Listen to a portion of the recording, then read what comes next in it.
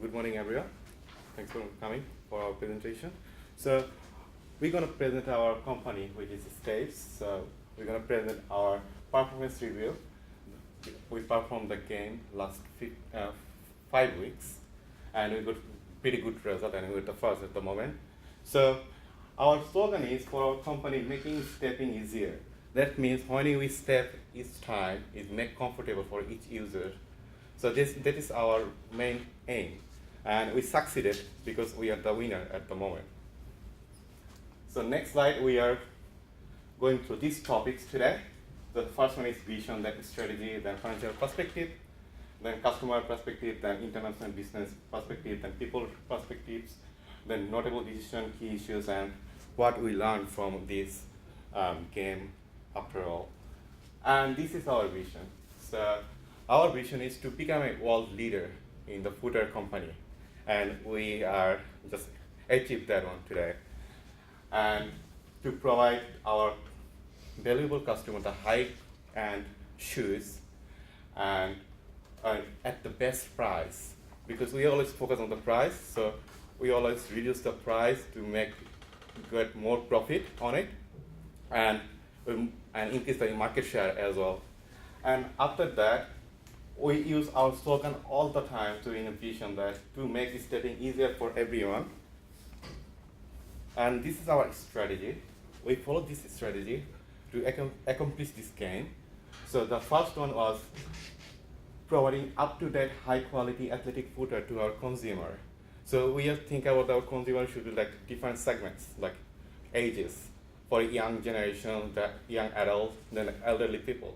So we divide it in 3 segments, and we market through 3 internet marketing. We did the internet marketing, then the wholesale things. Then second point is internet segment. What I told about now is we focus on North America and Europe, because we realize that US people who live in North America and Europe, they are fashion concerned, and they want the lightweight shoes. That's the important thing for them, and world's famous athletes comes from North America and Europe. They play soccer, NRL, then cricket, then other sports. And young generation like us, they like to play with their teams. So we focus on that and do the use internet marketing using social medias and other platforms. And the third point is the wholesale to footwear retail in Asia Pacific market, because we got facility center in North America and Asia Pacific. We focus on the Asia Pacific market, so on the wholesale, because if we produce more shoes, then we can export those shoes to other countries with low cost. In Asia Pacific, we got like we got low cost in the industry, so we can use their facilities. If we pay more, our employees in North America, we have to pay more, a lot. So using the same salary range in the Asia Pacific, we can use 3 or 4 employees at the same time. So I just want to invite Dushyant to talk about something. Just before we move on to our other topics, I'd just like to mention here that I just like to make a point about us using the balanced scorecard approach here to present how we've performed over the past 5 years that we've been managing this company. So we've divided our performance in terms of financial perspective, customer perspective, our internal business perspective, and people perspective. That is the people who are working for us, and we have a key performance index, indicators for each of the section, and we'll be going through those in trying to tell you how we've performed and what we did, so that it's easier to understand. Over to Zeehan again.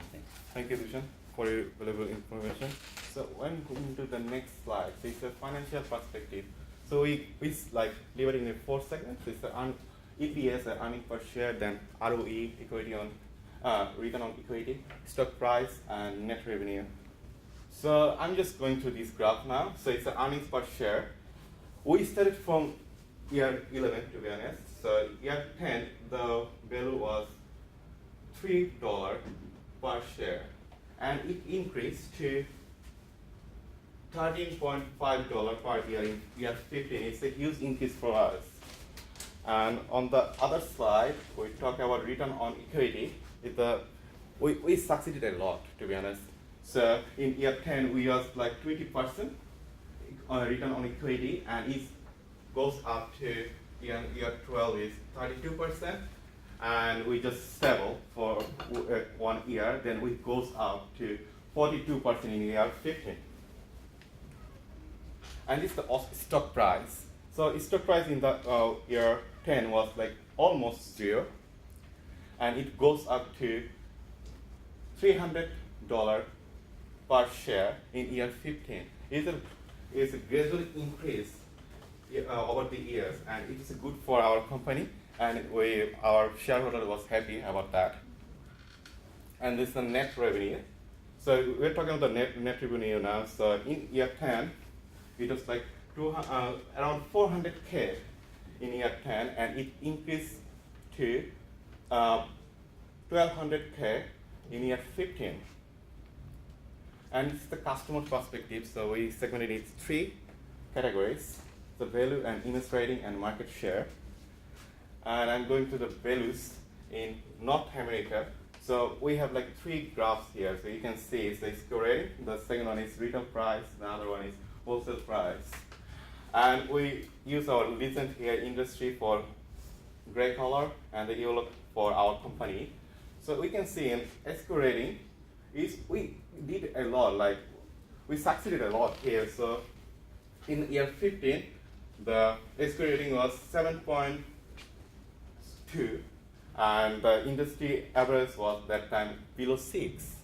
On the other hand, in the retail price, in year 10, it was $65, and it increased to, in year 14, it was $82.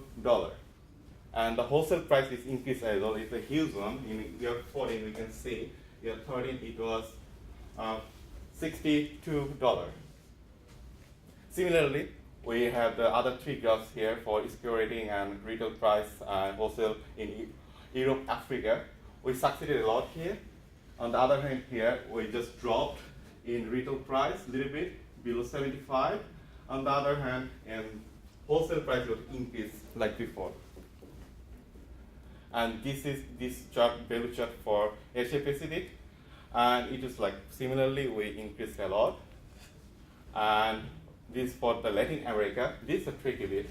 So there's a huge gap in between here, average and our company's success. So we succeeded a lot, like it was, its score rating was 7 point, and the retail price was around, in year 15 is 110, and wholesale price was in year 15 as $82. So I just invite Dushyant to finish the slide. Thanks.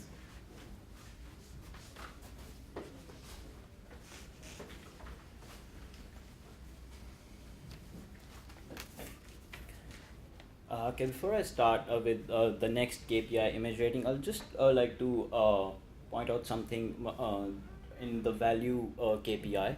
So how we've tried to portray value here is the SQ rating that we've achieved with our product compared to the price, and we've compared our SQ rating to the average industry rating. And as you can see in most of the charts, our SQ ratings gone up while our price is not that much above the industry rating. So we are providing a product that is high in quality, but the price in comparison is not that much above industry average.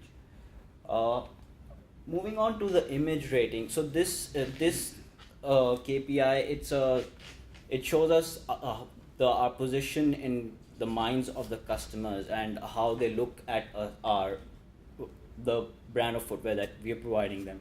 So as you can see that over the years we've risen constantly, and at the end of the 5 years of management, we've managed to achieve a image rating of 100. So that is a major success for us. The next KPI from the consumer's perspective is our market share in all the markets. This, I think, is one of the major KPIs in this section that we were concerned about a lot and still are going into the future. So we had a few ups and downs here, but in the end, at the end of year 15, we were able to manage a decent market share. So I just like to point out here, the white one is the internet. In the internet segment, the yellow lines indicate the wholesale segment, our market share in that. It has constantly gone up. We'd like to see it go up even more in the future, and we'll talk about what we're gonna do for that later in the presentation. So this is for the North American and the European market. As you can see, there has been a substantial rise in our market share over time, and similarly in the Asia Pacific and in the Latin American market.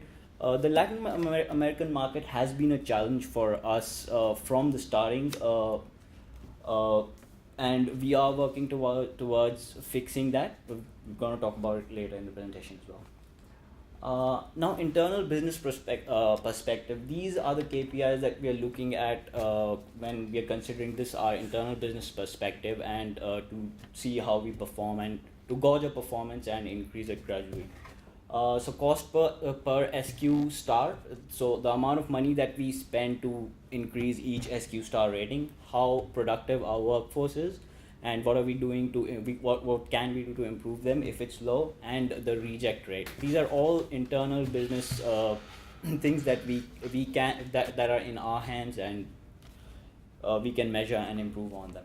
So cost per SQ rating, our cost per SQ rating over the years, as you've seen in the previous slide, our SQ rating has constantly gone up. We're providing almost the best quality shoes in the market right now, an SQ rating of 7 across the board around the globe.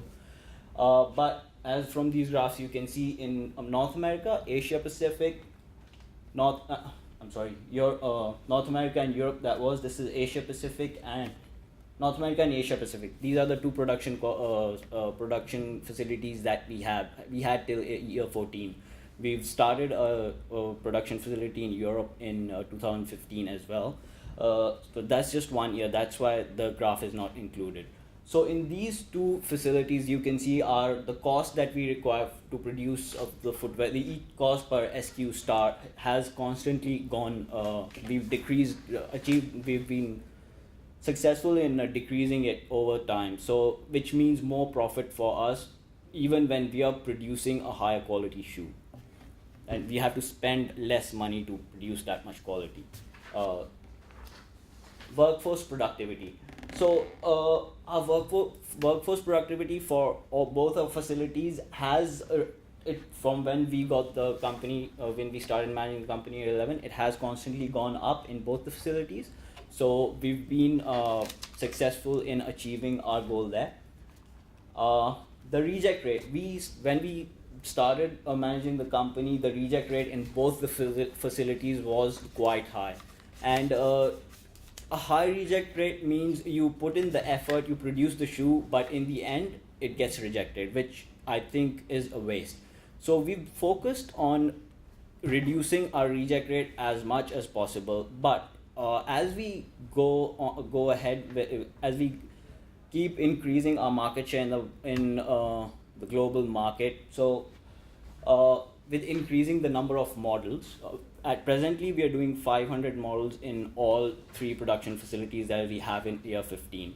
So because of that, in year 15 our rejection rate has gone up a little bit. We'll work in the future to bring that down as well, but I'm very proud to say that we were able to achieve a reject rate of 1% in year 14 in both our production facilities, and that is one of our main achievements as well. Now, people perspective. How do you gauge success considering the working conditions that you provide to the people and how happy they are to work for you? Because at the end, if you're successful and the people working for you are happy, it's a win-win for everyone, I think. So here, the KPIs that we're looking at are how we've cumulative how much we've spent on best practice trainings, over the years, how we've increased it, and how's that led to a better product, how we've given more fringe benefits to our workforce, making them happier, and also improve working condition in terms of providing facilities for all our workers in all our production facilities like cafeteria, on-site childcare and things like that, plus improved ventilation and lighting. That has been standard across all our production facilities since the beginning.